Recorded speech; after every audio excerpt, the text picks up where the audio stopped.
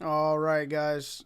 This week again, we got really high tide and on the north side of the JFK on this flat and all these little spoil islands, all in and around here on the north side of the JFK around these crash channels and stuff.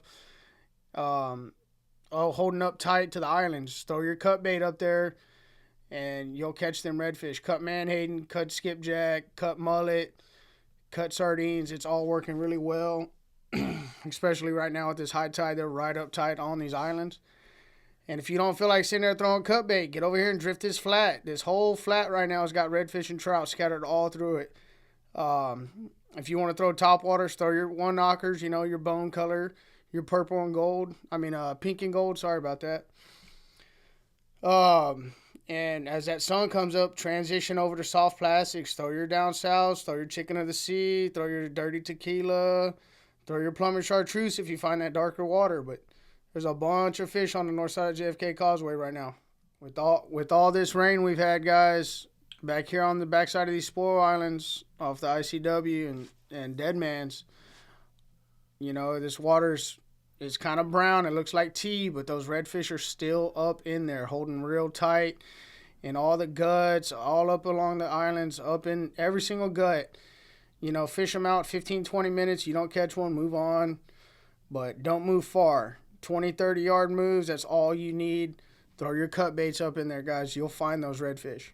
Whenever we get those calm days, guys, come down here south of Pure Oil and Emerald's Hole area and work on this drop off. Throw your croaker, and the bite's not fast and furious right now, but they're there, and there's some really nice trout working on this drop off right now, and some scattered redfish mixed in.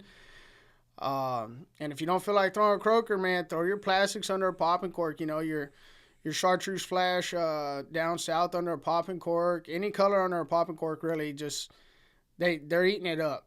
Have about a 3-foot leader tied to your jig head and your popping cork, and you'll catch them trout. And if you don't want to do that, drift it with popping cork and shrimp. You'll catch a good mixed bag of redfish, black drum, and trout.